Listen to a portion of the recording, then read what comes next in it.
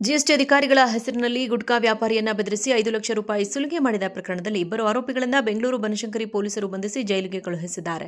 ಆರೋಪಿಗಳು ಕೇಂದ್ರ ಸರ್ಕಾರದ ಜಿಎಸ್ಟಿ ಕಚೇರಿಯಲ್ಲಿ ಹೊರಗುತ್ತಿಗೆ ಆಧಾರದ ಮೇಲೆ ಹೌಸ್ಕೀಪಿಂಗ್ ಸಿಬ್ಬಂದಿಯಾಗಿ ಕೆಲಸ ಮಾಡುತ್ತಿದ್ದರು ಎಂಬುದು ಬೆಳಕಿಗೆ ಬಂದಿದೆ.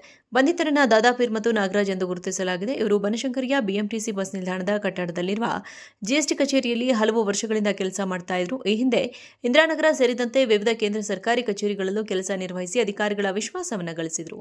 2016ರಿಂದ ಬನಶಂಕರಿ ಜಿಎಸ್ಟಿ ಕಚೇರಿಯಲ್ಲಿ ಕಾರ್ಯನಿರ್ವಹಿಸುತ್ತಿದ್ದರು. ಪೊಲೀಸ್ ಮಾಹಿತಿ ಪ್ರಕಾರ ಆರೋಪಿಗಳು ಜಿಎಸ್ಟಿ ಇಂಟೆಲಿಜೆನ್ಸ್ ಅಧಿಕಾರಿಗಳ ಹೆಸರಿನಲ್ಲಿ ನಕಲಿ ಗುರುತಿನ ಚೀಟಿ ಸೃಷ್ಟಿಸಿಕೊಂಡು ಪೀಣ್ಯ ಭಾಗದ ಗುಟ್ಕಾ ವ್ಯಾಪಾರಿಯೊಬ್ಬರ ಮನೆಗೆ ತೆರಳಿದ್ರು. ನೀವು ನಿಯಮ ಉಲ್ಲಂಘನೆ ಮಾಡಿದ್ದೀರಿ, ನಿಮ್ಮ ಗೋಡೌನ್ ಹಾಗೂ ಕಚೇರಿಗೆ ದಾಳಿ ಮಾಡುತ್ತೇವೆ ಎಂದು ಬೆದರಿಸಿ 5 ಲಕ್ಷ ರೂಪಾಯಿ ನೀಡುವಂತೆ ಒತ್ತಾಯಿಸಿದರು. ಭಯಗೊಂಡ ವ್ಯಾಪಾರಿ ಹಣ ನೀಡಿದ್ದಾನೆ ಎನ್ನಲಾಗಿದೆ. ಜಿಎಸ್ಟಿ ಅಧಿಕಾರಿಗಳ ಹೆಸರಿನಲ್ಲಿ ಗುಟ್ಕಾ ವ್ಯಾಪಾರಿಯನ್ನ ಬೆದರಿಸಿ 5 ಲಕ್ಷ ರೂಪಾಯಿ ಸುಲಿಗೆ ಮಾಡಿದ ಪ್ರಕರಣದಲ್ಲಿ ಇಬ್ಬರು ಆರೋಪಿಗಳನ್ನು ಬೆಂಗಳೂರು ಬನಶಂಕರಿ ಪೊಲೀಸರು ಬಂಧಿಸಿ ಜೈಲಿಗೆ ಕಳುಹಿಸಿದ್ದಾರೆ.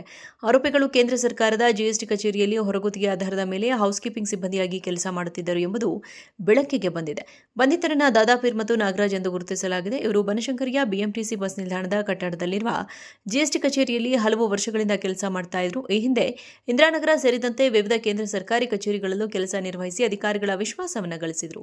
2016ರಿಂದ ಬನಶಂಕರಿ ಜಿಎಸ್ಟಿ ಕಚೇರಿಯಲ್ಲಿ ಕಾರ್ಯನಿರ್ವಹಿಸುತ್ತಿದ್ದರು. ಪೊಲೀಸ್ ಮಾಹಿತಿ ಪ್ರಕಾರ ಆರೋಪಿಗಳು ಜಿಎಸ್ಟಿ ಇಂಟೆಲಿಜೆನ್ಸ್ ಅಧಿಕಾರಿಗಳ ಹೆಸರಿನಲ್ಲಿ ನಕಲಿ ಗುರುತಿನ ಚೀಟಿ ಸೃಷ್ಟಿಸಿಕೊಂಡು ಪೀಣ್ಯ ಭಾಗದ ಗುಟ್ಕಾ ವ್ಯಾಪಾರಿಯೊಬ್ಬರ ಮನೆಗೆ ತೆರಳಿದ್ರು. ನೀವು ನಿಯಮ ಉಲ್ಲಂಘನೆ ಮಾಡಿದ್ದೀರಿ, ನಿಮ್ಮ ಗೋಡೌನ್ ಹಾಗೂ ಕಚೇರಿಗೆ ದಾಳಿ ಮಾಡುತ್ತೇವೆ ಎಂದು ಬೆದರಿಸಿ 5 ಲಕ್ಷ ರೂಪಾಯಿ ನೀಡುವಂತೆ ಒತ್ತಾಯಿಸಿದರು. ಭಯಗೊಂಡ ವ್ಯಾಪಾರಿ ಹಣ ನೀಡಿದ್ದಾನೆ ಎನ್ನಲಾಗಿದೆ. ಜಿಎಸ್ಟಿ ಅಧಿಕಾರಿಗಳ ಹೆಸರಿನಲ್ಲಿ ಗುಟ್ಕಾ ವ್ಯಾಪಾರಿಯನ್ನ ಬೆದರಿಸಿ 5 ಲಕ್ಷ ರೂಪಾಯಿ ಸುಲಿಗೆ ಮಾಡಿದ ಪ್ರಕರಣದಲ್ಲಿ ಇಬ್ಬರು ಆರೋಪಿಗಳನ್ನು ಬೆಂಗಳೂರು ಬನಶಂಕರಿ ಪೊಲೀಸರು ಬಂಧಿಸಿ ಜೈಲಿಗೆ ಕಳುಹಿಸಿದ್ದಾರೆ.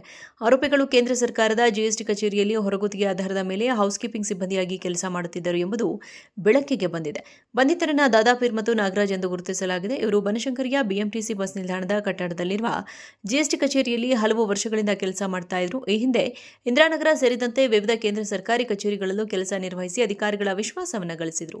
2016ರಿಂದ ಬನಶಂಕರಿ ಜಿಎಸ್ಟಿ ಕಚೇರಿಯಲ್ಲಿ ಕಾರ್ಯನಿರ್ವಹಿಸುತ್ತಿದ್ದರು. ಪೊಲೀಸ್ ಮಾಹಿತಿ ಪ್ರಕಾರ ಆರೋಪಿಗಳು ಜಿಎಸ್ಟಿ ಇಂಟೆಲಿಜೆನ್ಸ್ ಅಧಿಕಾರಿಗಳ ಹೆಸರಿನಲ್ಲಿ ನಕಲಿ ಗುರುತಿನ ಚೀಟಿ ಸೃಷ್ಟಿಸಿಕೊಂಡು ಪೀಣ್ಯ ಭಾಗದ ಗುಟ್ಕಾ ವ್ಯಾಪಾರಿಯೊಬ್ಬರ ಮನೆಗೆ ತೆರಳಿದ್ರು. ನೀವು ನಿಯಮ ಉಲ್ಲಂಘನೆ ಮಾಡಿದ್ದೀರಿ, ನಿಮ್ಮ ಗೋಡೌನ್ ಹಾಗೂ ಕಚೇರಿಗೆ ದಾಳಿ ಮಾಡುತ್ತೇವೆ ಎಂದು ಬೆದರಿಸಿ 5 ಲಕ್ಷ ರೂಪಾಯಿ ನೀಡುವಂತೆ ಒತ್ತಾಯಿಸಿದರು. ಭಯಗೊಂಡ ವ್ಯಾಪಾರಿ ಹಣ ನೀಡಿದ್ದಾನೆ ಎನ್ನಲಾಗಿದೆ. ಜಿಎಸ್ಟಿ ಅಧಿಕಾರಿಗಳ ಹೆಸರಿನಲ್ಲಿ ಗುಟ್ಕಾ ವ್ಯಾಪಾರಿಯನ್ನ ಬೆದರಿಸಿ 5 ಲಕ್ಷ ರೂಪಾಯಿ ಸುಲಿಗೆ ಮಾಡಿದ ಪ್ರಕರಣದಲ್ಲಿ ಇಬ್ಬರು ಆರೋಪಿಗಳನ್ನು ಬೆಂಗಳೂರು ಬನಶಂಕರಿ ಪೊಲೀಸರು ಬಂಧಿಸಿ ಜೈಲಿಗೆ ಕಳುಹಿಸಿದ್ದಾರೆ.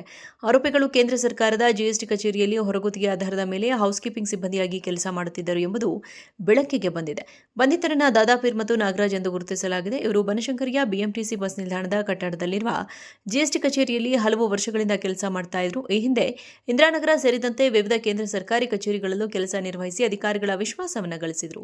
2016ರಿಂದ ಬನಶಂಕರಿ ಜಿಎಸ್ಟಿ ಕಚೇರಿಯಲ್ಲಿ ಕಾರ್ಯನಿರ್ವಹಿಸುತ್ತಿದ್ದರು. ಪೊಲೀಸ್ ಮಾಹಿತಿ ಪ್ರಕಾರ ಆರೋಪಿಗಳು ಜಿಎಸ್ಟಿ ಇಂಟೆಲಿಜೆನ್ಸ್ ಅಧಿಕಾರಿಗಳ ಹೆಸರಿನಲ್ಲಿ ನಕಲಿ ಗುರುತಿನ ಚೀಟಿ ಸೃಷ್ಟಿಸಿಕೊಂಡು ಪೀಣ್ಯ ಭಾಗದ ಗುಟ್ಕಾ ವ್ಯಾಪಾರಿಯೊಬ್ಬರ ಮನೆಗೆ ತೆರಳಿದ್ರು. ನೀವು ನಿಯಮ ಉಲ್ಲಂಘನೆ ಮಾಡಿದ್ದೀರಿ, ನಿಮ್ಮ ಗೋಡೌನ್ ಹಾಗೂ ಕಚೇರಿಗೆ ದಾಳಿ ಮಾಡುತ್ತೇವೆ ಎಂದು ಬೆದರಿಸಿ 5 ಲಕ್ಷ ರೂಪಾಯಿ ನೀಡುವಂತೆ ಒತ್ತಾಯಿಸಿದರು. ಭಯಗೊಂಡ ವ್ಯಾಪಾರಿ ಹಣ